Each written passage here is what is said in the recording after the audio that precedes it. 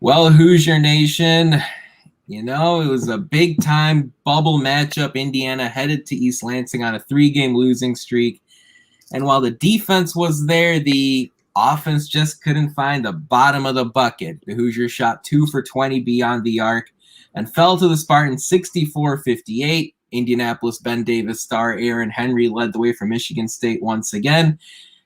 And the Hoosiers NCAA tournament chances are on life support. So that's what we're going to be talking about tonight on episode 184 of the Hoosier Sound, where we are the cast of Indiana HQ. Our mission and goal is simple. We want to bring in-depth analysis and coverage for IU sports to as many fans as possible across a multitude of modern platforms. We're recording this edition of the Hoosier Sound on March 3rd, 2021, where I am your host, Nathan Krishnan. Here with me tonight is usual podcast co-host Matt Lukens, and tonight we've got a special guest. Wright is joining us, a former Michigan basketball player. He's now the host of the podcast called Michigan State of Mind, where he covers the Wolverines and the Spartans. And thanks for joining us. What are your initial reactions to watching Indiana play for the last 10 days, and especially coming off of their 6-point loss to MSU last night? First of all, thank you for having me. Thank you for reaching out. I really do appreciate it. Indiana's terrible, and they don't have a talent issue. I'll tell you that much. They're not really doing things that really are for their talent that they have. And, I'm not sure what the fans are saying in terms of recruiting. But just know that looking at this roster, looking at the type of players that they have, I am really shocked of some of these results. Trayce Jackson-Davis is one of the best bigs in the country. I'm really shocked that he hasn't really progressed his game really from year one to year two. I think he's been dominant still, but the fact that he still doesn't have a jump shot is crazy to me. As skilled as he is, then you have guys like, I'm sure fans are, tired of Finney and Durham and, the guard play. In my opinion, those guys have the ability to be a talented backcourt. And as someone who is, I'm not saying like I hate Indiana, but I'm not a fan who has a bias. They should be a lot better. They should be a lot better than they are. Yeah. Point blank period. And this is year what of Archie? 4, 5? 4. Year 4. Yeah. I mean, what can you do? You know what I mean? Exactly. That's the whole problem, Ant, right? Your entire spiel that you just said is everything that we've talked about in this podcast for the last 2 months. I just feel like you just took listened to the last 2 months of our podcast and just made a synopsis of it, because that's everything that we've been talking about. It's the guard play is awful. Rob Finney doesn't know what the heck he's doing when he's out there with the ball. Mm-hmm. It looks like they're trying to run 3 different sets on offense. Nobody knows what the heck is going on. Yeah. Trayce Jackson-Davis hasn't developed at all, and that's, speaking of player development, he might be our best player. The only player that has developed under Archie Miller is Armaan Franklin, who's injured right now. He can't even play in the last couple games. And so it's just been a mess, really. I agree. Yeah, it's been rough. I loved how you started with this team's terrible, and to make one thing clear, the 2020-21 version of Indiana has definitely fallen short of expectations. But I just want to cut to the chase. Let's get to the elephant in the room. You've covered Michigan basketball for a while. You've seen how the Big Ten is such a brutal conference. I mean, does Archie Miller deserve another year? I want to get your thoughts on this. There seem to be arguments on both sides for this, but it clearly seems to be trending in one direction, especially when the Hoosiers are on a 4-game losing streak in crunch time. what are your thoughts on the Archie Miller situation? Oh, well, first and foremost, just know that it is, I do feel a certain type of way firing a coach during a COVID season due to the circumstances. So I'm going to preface my statements by saying that. And it's really hard to make decisions in a crazy year like this. But then I could come back and say, well, everyone's dealing with it. You know what I mean? And it's not like one state isn't being affected. Now, what's being affected is how each state is allowing fans to come in. You know, you go to a Michigan game, it's crickets. You go watch Georgia versus Tennessee, you would think it's a circus in there. So it's so like every state's different in what they're doing and all that. But everyone's dealing with it.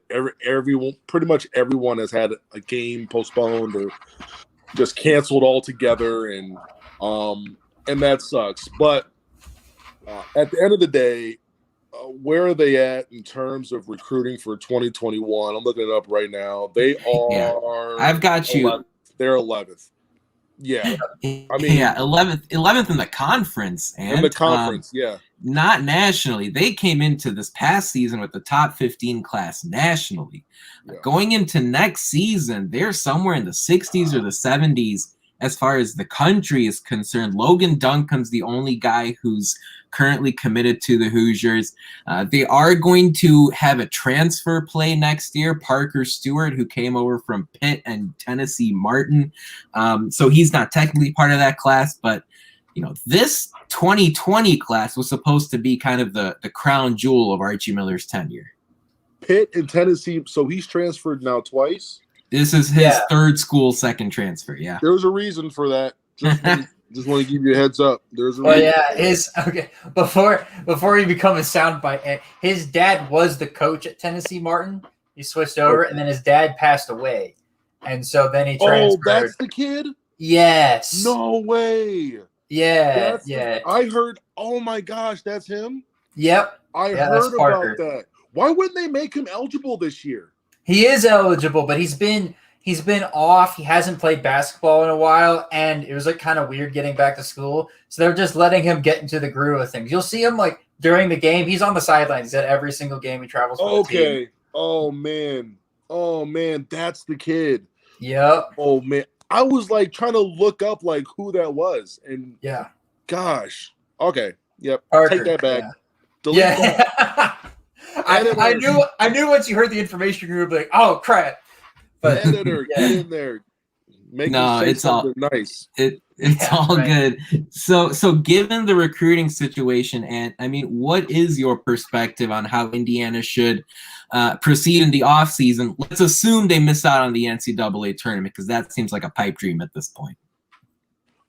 First of all, how do you lose to Michigan State twice? Yeah, I don't know. A team that this year every year since 2018.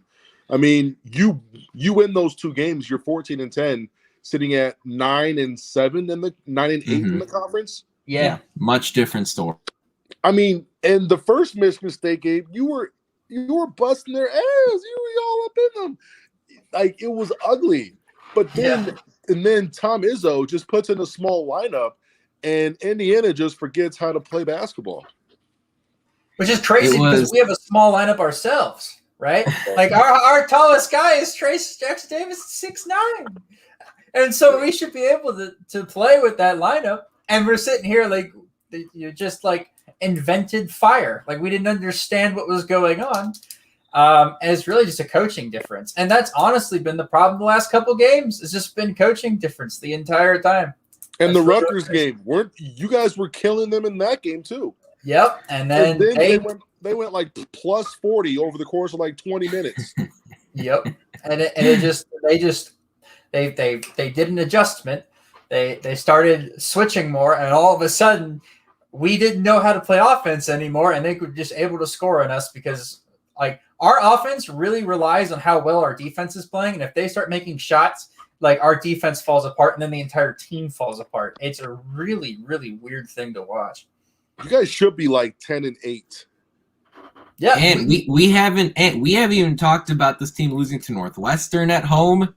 They lost to Purdue at home, and Purdue's gotten better recently, but the Hoosiers were favored in that game. It's been a season, to summarize it best, where a different problem has popped up every week. And that's where you step back and you go, you can't really point your finger at one thing. So does it fall on the shoulders of the guy at the top? And that's where, look, Indiana's going to have to answer some questions in the offseason. A couple of guys you're familiar with, and if Indiana does choose to part ways with Archie Miller, is Dane Fife, the assistant at Michigan State who used to play at Indiana, and John Beilein, who used to be your head coach at Michigan. I'll say this. John Beilein would have this team probably at 5th in the conference, 5th or 6th in the league. And that is not being facetious. He wouldn't lose to Northwestern at home with this team. He would not lose that game to Rutgers at home. He wouldn't lose that game to Rutgers on the road. He would probably split with Michigan State. I'm just looking at all these games. He would not blow a lead versus Illinois late.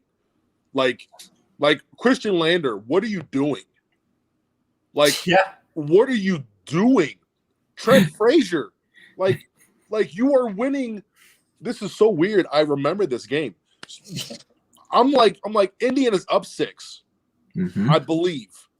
Fred Frazier, boom, boom, free throws. Back-to-back possessions, pretty much. It was like a solo 8-0 run.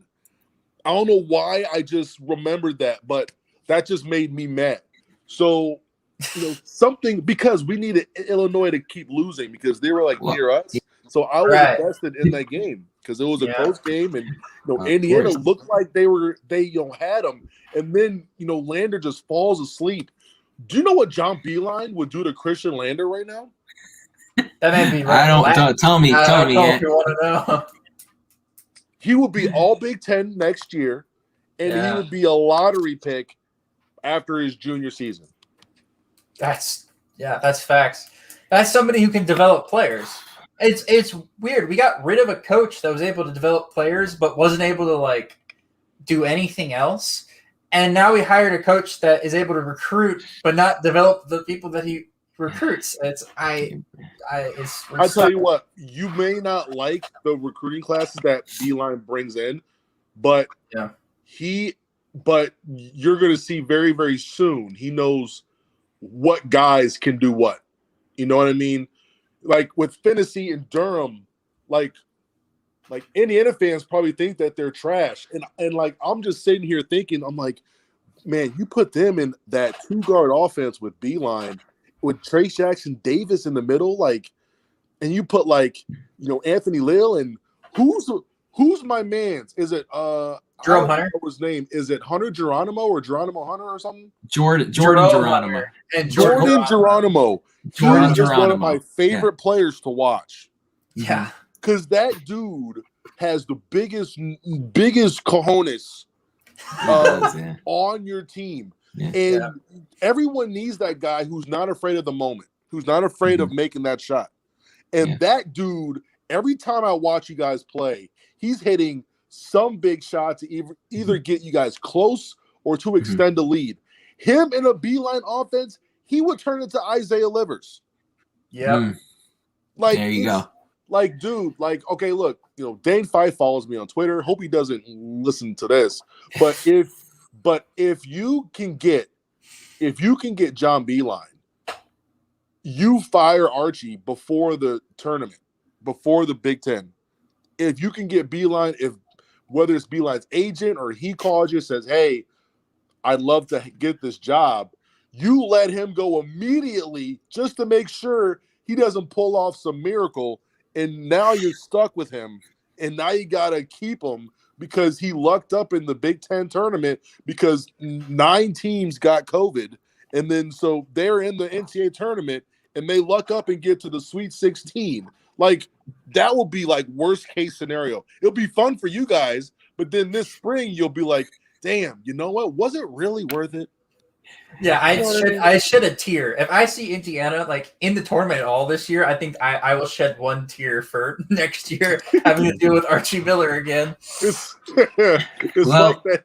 It's like So, Ant, I know some Hoosier fans out there look at Indiana play a game like yesterday against Michigan State, and they say, "Look, if Archie Miller just had a couple of better guards, the Hoosiers would be better." What do you say about that point of view? What's the argument for Archie Miller at this point? There's no argument for Archie Miller. I think your backcourt is talented enough in this league. Point blank, period. Like Durham and Finney, those guys are talented enough, but they look like they forgot how to play basketball. And that comes to development, that comes to coaching, that comes to some X's and O's as well, too. Like, I'm watching them, and I'm just like, man, if they were doing this and doing that, they'll get open because he really likes going to this spot. But I see none of that. It's almost like I'm watching like high school basketball. And it just it just lacks a lot of complexity. He has all of the right players to not win the league. I'm not that crazy. He not win the league, but he can continuously be fifth, sixth. Then every couple years he'll find himself, hey, this team loses a game, we control our own destiny if we beat these two teams who are on top. You know what I mean? I know it's not down the street, but your rivals, Purdue. Oh yeah, we know. Look at what Matt Painter is doing with the 16th youngest team in the country this year. Completely new cast compared to last season. And they're what? They are like a 5th seed? Yeah. Are they a 5 seed? Yeah. I think they're even higher. Did I miss something? They're a 4th seed. That's what I was going to say. I thought they snuck into that 4 spot last night. They're 12-6. Yeah, they beat Wisconsin last night, snuck into the 4 spot because of that. Yep. How does the youngest high major in the country beat the oldest high major team in the country like that? Yeah. No, I mean, Greg Gard, what are you doing, my guy? Yeah, I know. It's crazy to see. Yeah, Archie Miller has yet to beat Purdue in his tenure, and he's going into year 4. 06, 07? Yeah, 0-6, 0-7. Now they do face off against each other this weekend in West Lafayette. We'll see. We'll see what happens there. Exactly. Now, good luck. which could possibly be Travion Williams' last game. Who knows? Could be. Yeah. Who knows what he does? You know what I mean? So that could be an emotional game for someone like him. Because they don't have any seniors who plays, right? Except what's Sasha? Is he a sophomore? A junior. Junior? Okay. Yeah. So I don't think they play any seniors. I don't think so either. They're such a young team. That's crazy. I was thinking about it in the car today. I was driving to pick up pizza for my family. I'm sitting there, I'm like, man, they say the saying, right? Like that good coaches differentiate themselves in March. But like usually they're talking about the tournament, right? Yeah. But like it's really been shown out this year. Like the really good coaches, they've been like clutching up the wins for their teams to either get them into March or get them towards a conference championship this time of year, and especially this year. They find ways to win. Like, did you see the Purdue game at Michigan State? Yeah, I did. Yeah. Down 17, it was a rock fight. Yeah. When you're down 17 in a rock fight, game is pretty much over because 17 is more like 40, right? Yeah. But down 17, and that young team just kept chipping. They got it to like 13, then they got it to like 11, then they got it to 9, and then they kind of hung around 7, 8, 6, 7, 8, 6, 4, 5, 4-point deficit. Michigan State with the ball, 9 seconds left with the timeout. They don't call a timeout, throw it out of bounds. Then not only do they score, they get the and one, they miss it, but they get the rebound. Then they come out and Travion Williams with a little floater. Well-coached teams, they come through in the clutch late because they believe They believe in their system that they've been taught. And Yeah. I don't see that with Indiana. No, it's a completely fair point. One of the things I wanted to pick your brain about, and on this podcast, as a former player, does playing a fun brand of basketball matter? Is that something that fans just talk about for fun, watching a game that's aesthetically pleasing? But as a former player, does that type of stuff actually matter to you in the locker room, in the battlefield? It does matter. It does matter, and it also does not matter. This is weird. So kids want to go out and have fun, right? And play the game, have fun. I'm saying kids, but they're like 20 years old. These young men want to go out and have fun. Having fun, get up and down the court. Let's get to our good spots. Let's ISO sometimes. Like the way that Juwan Howard plays, that's a lot of fun. Yeah. That is a lot of fun, the way that he plays the game of basketball. Now, a team like Iowa, same thing. Let's get out. You are enjoying playing the game of basketball. Now, Wisconsin slipped up this year, but like Wisconsin last year, do you think they enjoyed basketball? Yeah, because they were winning. But they don't play like Michigan or Iowa where it's loose. Wisconsin, it's a little bit more strict, and there's rules set in place. And Beilein was more strict. There was rules within the motion. This is what you did. This is what you didn't do. When these guys are winning, it's fun. If you play loose, you're still having fun. Think win or and 500 team, right? Yeah. But if you don't understand the concept and you're kind of just out there second guessing yourself and you're losing. Yeah. That's when guys transfer. That's what happens. That's they F you to their coach in the huddle. That's when guys get fired.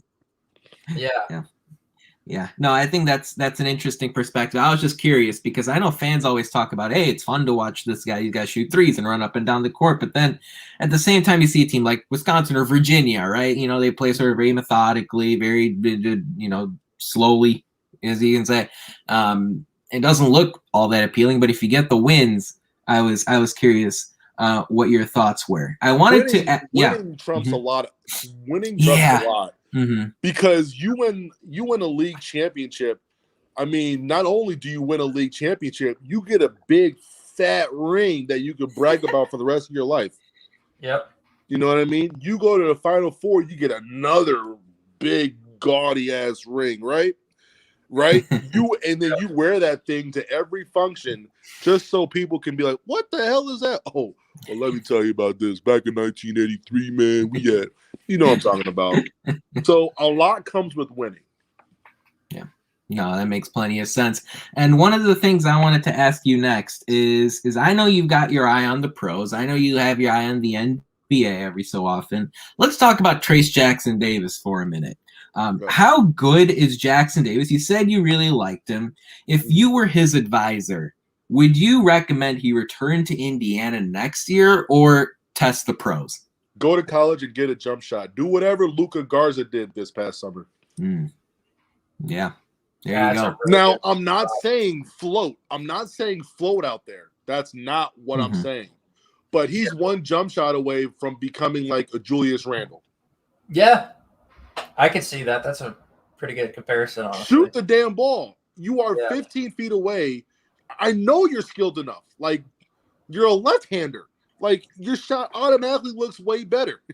You know what I mean? The same thing in baseball too. Same thing, it's like, right, that lefty motion just looks so nice. I love baseball lefties. You know what I hate though? I hate left-handed quarterbacks. Like Penix drives me nuts. Yeah, it looks so weird. It drives me crazy. It's like he also because he man. No, it might drive you nuts too because he whooped Michigan State earlier this year. Well, that happens. This year doesn't count. Yeah, look. Not my Oh, season. I see. All right, I got you. It only counts if you lose.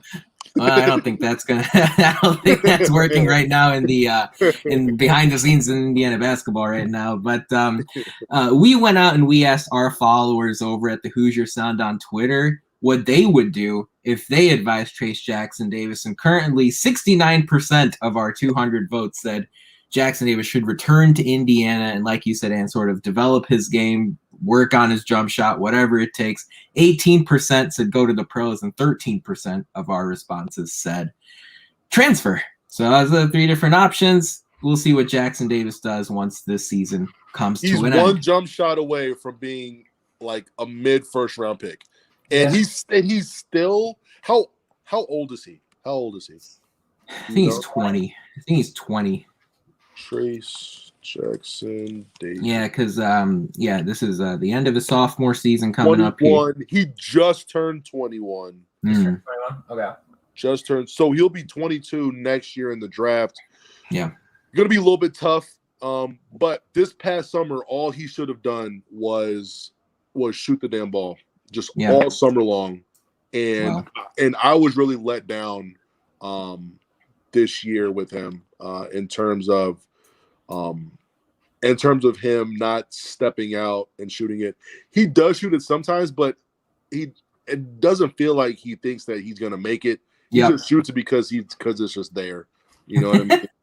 I do know what you mean. At the end of the shot clock too. It's like the only time I remember him shooting it is like with 2 seconds on the shot clock, and he knows he can't drive and get like a runner to go, so he just shoots from like the top of the key, like middle of the court, just like right. I think he's got so much. He's got so much juice to his game, man. He is, he's putting up more points, but just I'm not even saying like make a ton of threes. Just show teams, plant the seed of doubt, right? Yeah, like just like show teams that, hey, I can make this shot. Get your ass out here. Yeah, and that'll free things up inside. Yeah, opens up the rest of his game. It opens up the rest of his game, and he's still averaging 19.5 points. Yeah. Like if he has a jumper and he just shoots like 2 per game, one can be a 3, one from the elbow. That's an extra 5, and these are points that he's not having to like. Okay, I'm not going to hit this guy because I'm wide open. That's an extra 5, and now he's at 24 again. So and that's a problem because going into the season, that was a storyline coming out of like I would say training camp, but out of the offseason going into preseason. Preseason was. Oh, Trayce is going to have a jump shot this year. He worked all summer on his jump shot. We're all like, okay, let's see it. And like the first couple preseason games, he shot a couple. We're like, oh, maybe he does. And then we haven't seen it like outside of like 3 or 4 other like very small occasions since then. And shot no threes this year. Yeah, no he threes. Hasn't even taken story with Race Thompson as well. The same story. He has a jump shot. He's going to shoot it more this year. Okay, let's see it. In conference, like play, he shot like 5 threes. It's if John Beilein tells you that, know that dude will be taking about 4 threes a game. And there you go. I mean, look, and he'll make it. Do you know why? Because you don't even make the team unless you can make 50 threes in 5 minutes. Really? Is that for real? That is for real. It's an interesting little drill. I wonder. Yeah, so you have to make 50 threes in 5 minutes. You have 1 rebounder, but if you're a big man like him, he gets a 2-to-2 ratio. 2 threes, 2 mid-range jump shots. Okay. If you're a big, it's a 2-to-2, but still, you have to make 50 in 5 minutes. And if you don't, you don't even get to like practice. I remember a bunch of my friends got cut because they couldn't finish the drills. That's crazy. Yeah, there you go. That's a lot of pressure, but like that's a really good practice for like in-game situations too. Like everything's on the line. You got to make this like last 3 threes to make it under the 5 minutes. Like that's really good practice. Yeah, man. And then they do this after you do like your like circuit training. Mm-hmm. How about that? Yeah. So the year prior to Beilein coming in, Deshaun shot 0.2 threes per game. 0.2. Beilein comes in his first season. Deshaun shoots 4.4 threes per. Yeah, that's a drastic change. That's a big change. Yeah. Yeah, crazy to see. Yeah, so we're gonna switch gears here in just a minute, but first gonna get this update in. It's time for Who Won the Week in IU sports this past week. This has basically just become an update on the Indiana women's basketball team, who continues to crush it. Earlier today, that's Tuesday, they knocked off Iowa 89-80. That game was over on Big Ten Network. The Hoosiers are now 15-2 in Big Ten play, 17-4 on the season.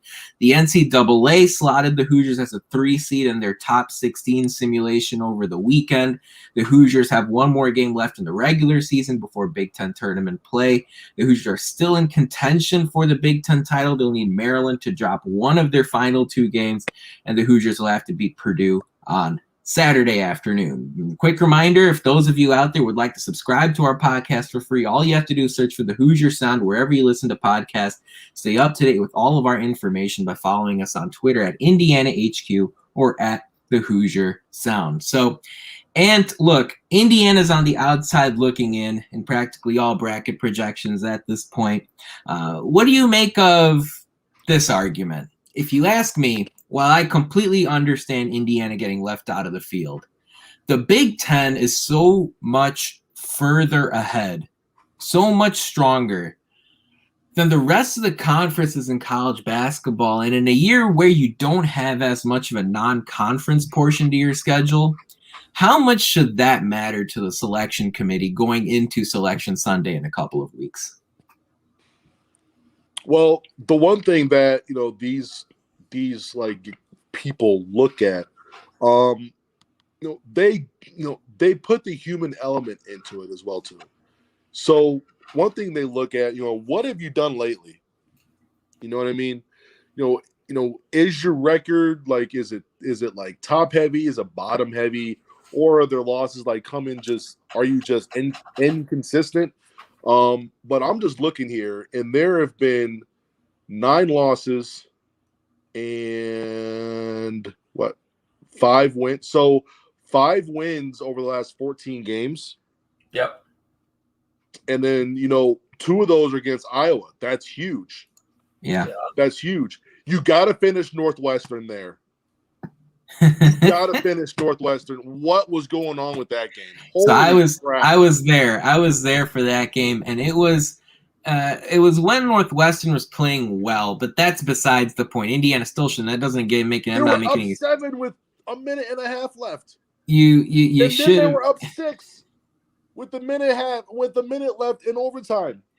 Yep. I mean, look, there was that game. I keep pointing back to the Illinois game also because, as you talked about earlier, there were so many mistakes. But even in that game, Ayo Dosunmu fouled out with about 2 or 3 minutes to go. The game was tied, and all Indiana had to do was beat Illinois for the final 2 minutes without Dosunmu on the court, and they weren't able to do that. But in general, and so you're saying, look, the human element is there. What have you done for me lately?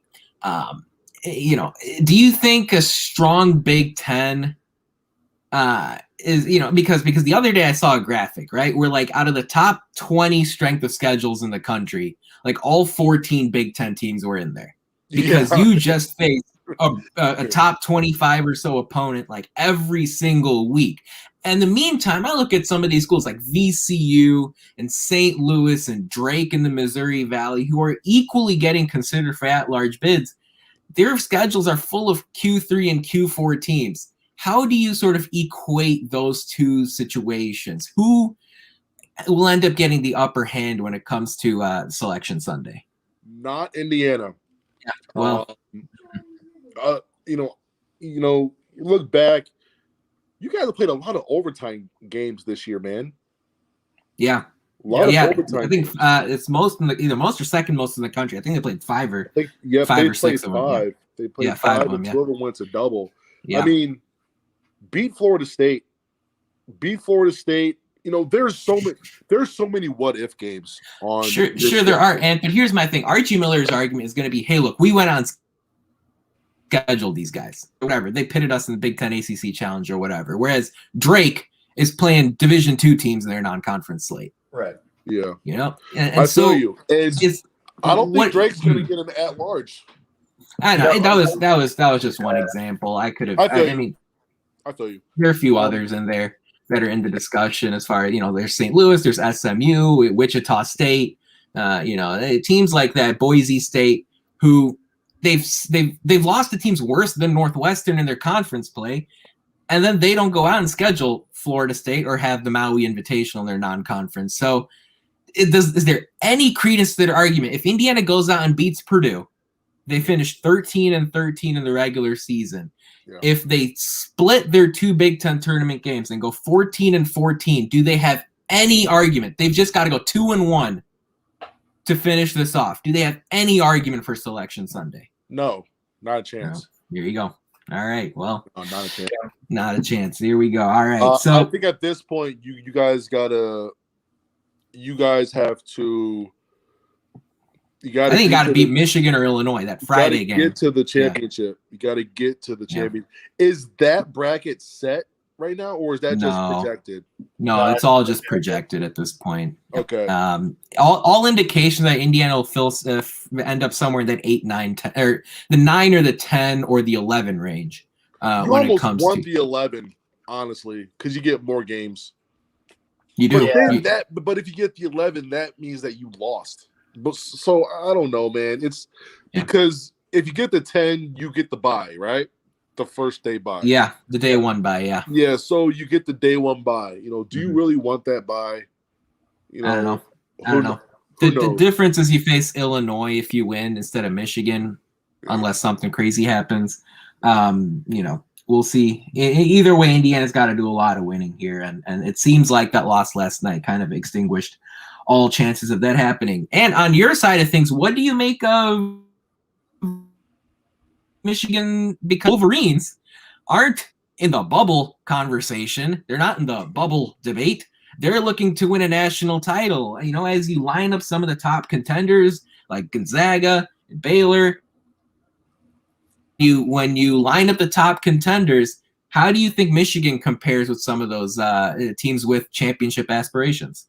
Well, the one thing that Michigan is missing is an elite backcourt. And I think right now Gonzaga has an elite backcourt. I think they have Suggs, Nemhard, Ayeye, and Kispert. Those dudes are serious business. Drew Timme is awesome on the inside as well. Baylor, that dude who transferred from Auburn is nice. Butler, that dude can go as well too. Those are elite backcourts. Even if you look at a team like Illinois and you see what Trent Frazier did to Mike Smith last night, abused him on both ends, and you have a situation where now that guy is now playing beside arguably the best guard in the country this year with Dosunmu. Those are 3 elite backcourts, and that's what's missing with like Michigan. That's what's missing with like Ohio State. That's what's missing with Michigan State this year, and they've struggled because they don't have a big man for the first time in forever. That's why I don't see Iowa winning much. I don't think Jordan Bohannon takes them to the next level. They're going to have to play Joe Toussaint when they play against a guard who can really score the ball. So it's that's what they're missing. That's what they're missing, and their backcourt has to be elite. And last night you saw the Michigan. People say cut the head off the snake, right? Michigan has 2 heads of the snake, and Illinois cut both of them off. The first head is going to be Mike Smith, who can initiate, penetrate with his pace, and he's fast and changes speeds. The other head is Hunter Dickinson, and I say that because when things aren't going well for Michigan, they give the ball to the post, and he's someone who can find you. He can beat you one-on-one. He can score the ball at a high clip, and when those 2 guys got nullified with a guy like Kofi Coburn, who's 300-plus pounds, solid muscle, all 7 feet, Hunter Dickinson really couldn't do much against him. And what Trent Frazier did with Mike Smith, I mean, Jawan was moving Mike Smith all over the basketball court. And Frazier was call the police, right? So those guys were done, right? But Michigan, the two heads of the snake for Michigan, those aren't the two NBA prospects. The two NBA prospects is Franz Wagner, who should go somewhere in the first round, and Isaiah Livers, who's probably going to go mid-second with how he can shoot the ball and how athletic he is, right? Those two guys got exposed last night. They got exposed last night because it showed their limitations offensively when others aren't creating for them, and there's not leverage given. When guys like Hunter, they're not attracting extra help. Mike Smith isn't attracting extra help because he can't get in the paint, and they're being stuck to. It's yeah. I mean, I'm sorry, I'm ranting, but that's kind of like where Michigan is at. You know, can they win a national championship? It's going to be tough. It's going to be very, very hard, and it's because of their backcourt. And I love Eli Brooks and Mike Smith both, but you can't ask them to put the team on your back. True. Yeah, I mean, that's a lot to ask, especially of a transfer, Mike Smith. And so that's – yeah. And he's had a fabulous year. I mean, he's had a fabulous year, and it's no disrespect to him. But look at the backcourts of the national champions of the last, 10 years. I mean, Kevin Ollie has a national championship because of Shabazz Napier and Ryan Boatwright. Yep. You know what I mean? Yep. Kevin Ollie can't get a job because he's not very good. But he got carried by. He got carried. My man's was getting piggybacked by 6-foot Shabazz. Look at last year. No, not last year, but 2 years ago. Yeah, with Virginia.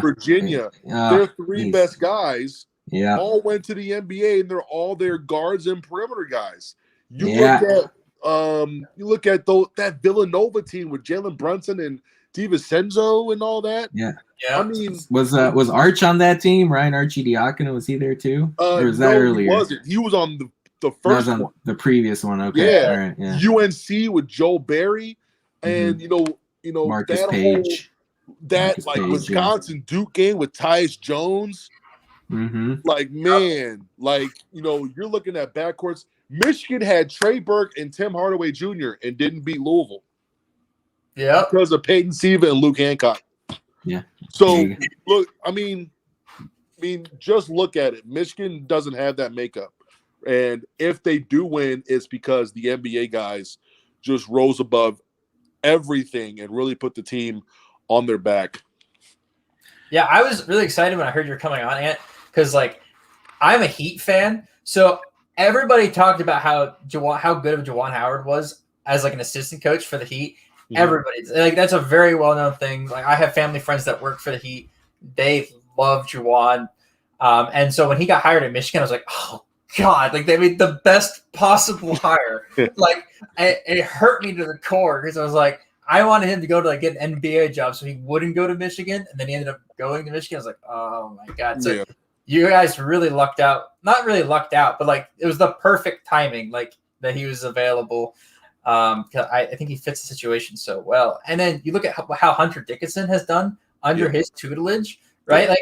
And the class you guys have next year coming in, all the 5 stars. Sick. He's going to get things rolling. 3 McDonald's All-Americans. 3. Yeah. 3. Yeah. And there's still you're still in for a couple that are undecided. If I'm yes and no.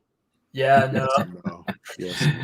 We're not going to get Chet Holmgren. That is a pipe dream. He's going to go to Gonzaga more than likely. There is a guy out there. I think his name is Charles Bediako. He's a top 30 center. Who is pretty good too. So we'll see what happens there. But it also helps that Juwan came into a situation where the cupboard was not bare. And he came into a program that was successful. This wasn't a program that's being run into the dirt like Patrick Ewing. You know what I mean? It's not like that. Or I'm not calling Indiana a bad program, but Indiana hasn't really won lately, right? Yeah. It's not like he's coming into that situation with guys who have never seen an NCAA tournament. Have they? No, they haven't. Seen one? Okay. And NIT?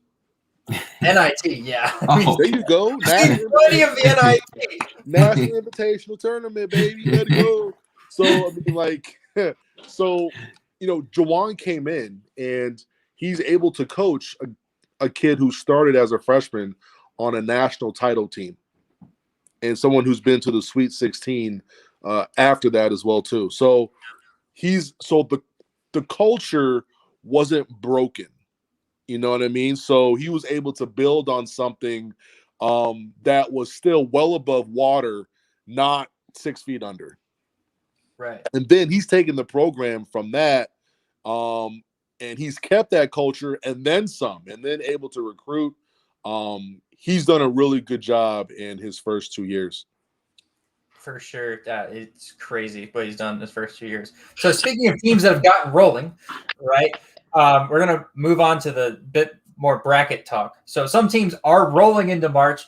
Some are a little bit further down the bracket than, let's say, Michigan. So do you have any dark horses for the NCAA tournament that we should know of? Like, obviously the favorites are Gonzaga, Baylor, Michigan, Illinois, Ohio State, Alabama. But are there any others teams out there that you're looking at, like, hey, that team has a shot to make it to the Final Four, or get some heads looking the wrong way in March? If you're a guard and you have big cojones and you have talent to go with it, you have the ability to will your team to a lot of those wins where it could be a 2-possession game and this dude just takes over. Right. Those teams is going to be Texas Tech is one.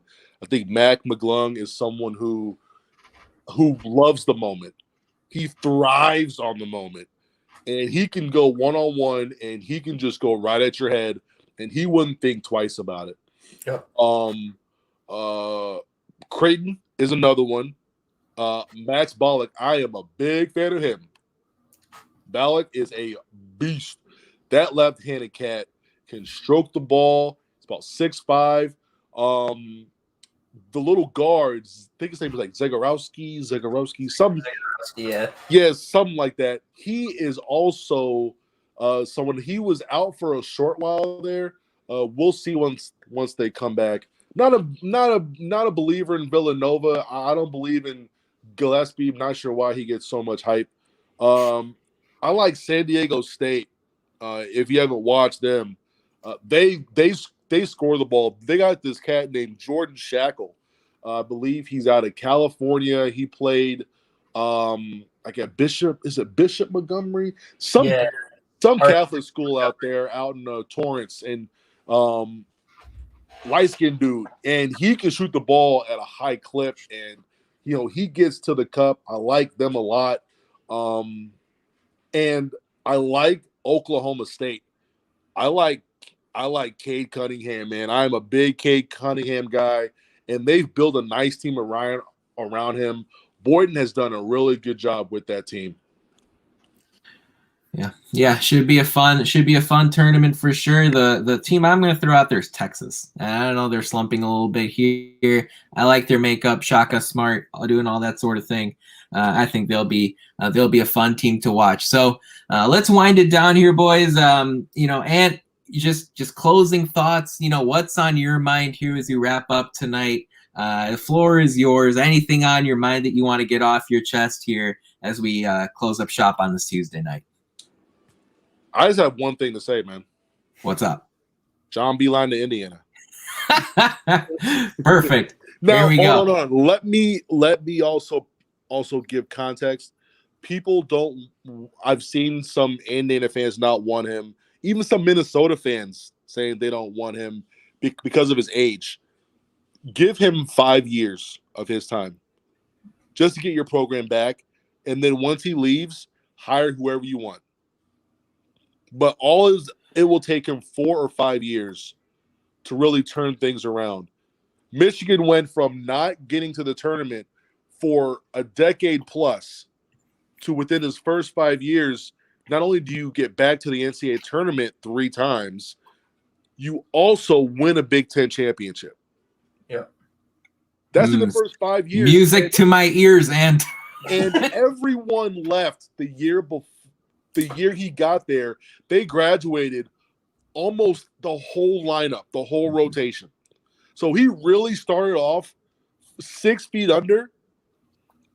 Our starting lineup that year was me, Deshaun Sims, Epe Udo, Manny Harris, Kelvin Grady. 3 freshmen and 2 sophomores. We weren't that good. But the next year, we went to the NCAA tournament, and we won a game.